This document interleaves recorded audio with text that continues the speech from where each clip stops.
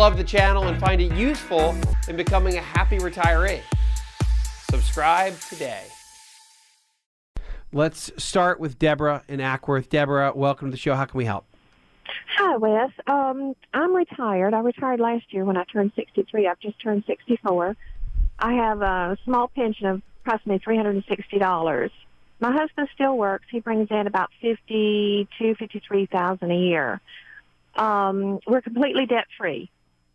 And I was wondering how the taxes would affect our income now when we file, especially regarding my pension. Okay, so interesting here. So Debora, you have a monthly pension of $360. Yes, sir. And then you'll also have Social Security, of course. Right. About how much is that? It's probably about $1,200 or $1,300 a month. Got it. And then your husband, is he about to? And you guys are debt free. We're debt-free. Which is awesome. So no mortgage. That's awesome. Right. So how much longer is he working, and then does he have a pension? He does not have a pension, but he told me he was going to work till they put him in the ground. So I don't look to see him retiring anytime soon. He's going to go all the way. He's going to do the Susie Orman plan. He's going to work until he dies. Just go. How do you never run out of money? Well, you just work until you die.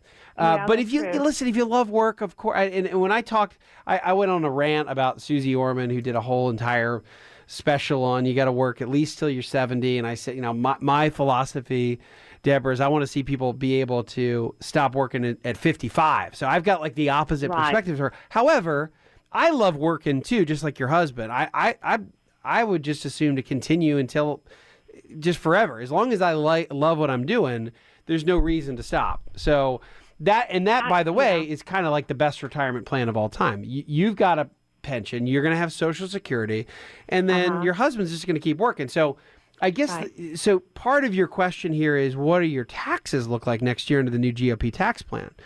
Right. What does your income, if we add up your income, so I've got, let's call it $360 on your pension and another $1,300 on Social Security. So that's $1,660 a month times 12. That's $20,000 right there. And then your husband makes, you said, around 55? Yeah, something around there. Yeah. Right. So you guys will be at about $75,000, and obviously no little kids. You guys are Georgia, married, filing jointly, and let's say, how old is he? Is he 65? He is 61. Oh, okay, 61. 62, something like that. I can't remember.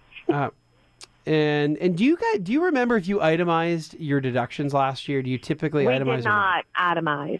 Okay, and which means you probably won't do it again this year. That is correct. Yeah. And I also have a Roth IRA and an IRA that I don't even have to touch right now. Got it. Okay. Well, and remember, you don't have to take money out of that until you need it, right? So the great thing about the Roth is there are no required minimum distributions. That's great. On a regular IRA, yes, you got to start taking money out, but that's not until you're 70 and a half. So you've got a ways to go here, and here's the math I'm doing as I look through.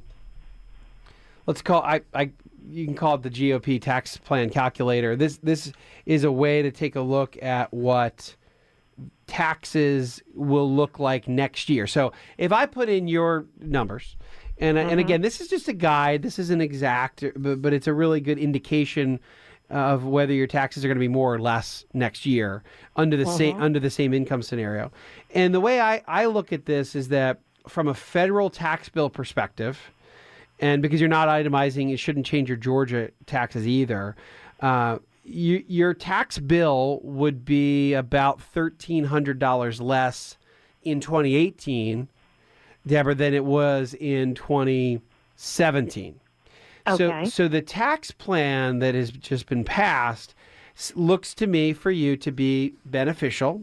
And I think a lot of that has to do with how the standard deduction goes up pretty significantly. I mean, we lose these personal exemptions, and it's not maybe quite as beneficial as you might hear it talked about, but let's face it, it works. And this is a perfect example. Your tax bill is going to go down about, again, if everything remaining equal, by about $1,300. This is $1,300, so that's not to be dismissed.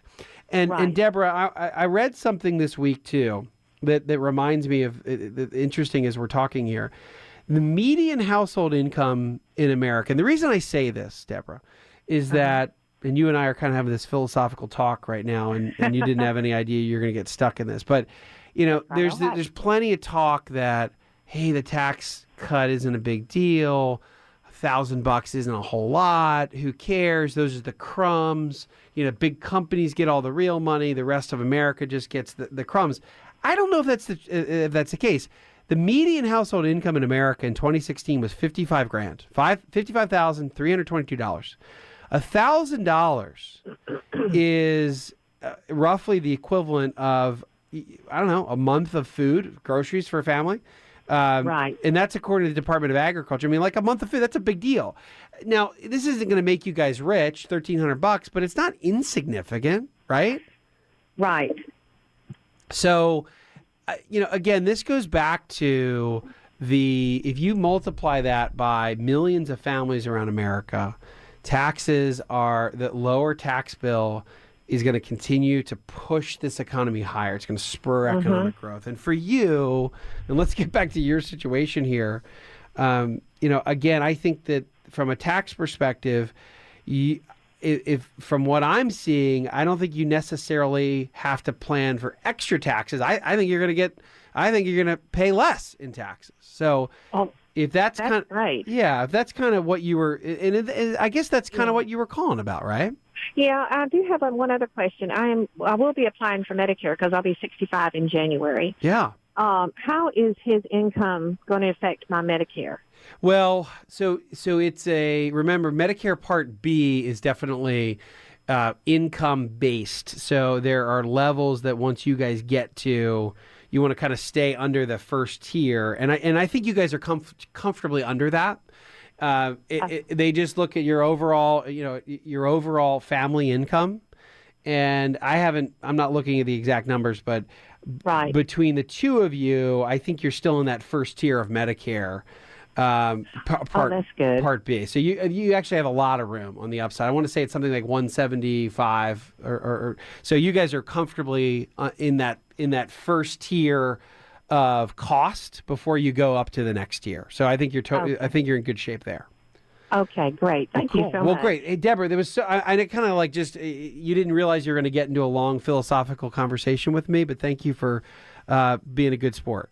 Oh, every time I call and talk with you, I learn so much, and I really appreciate all that you do. All right. Well, thank you, and have a wonderful rest of your Sunday.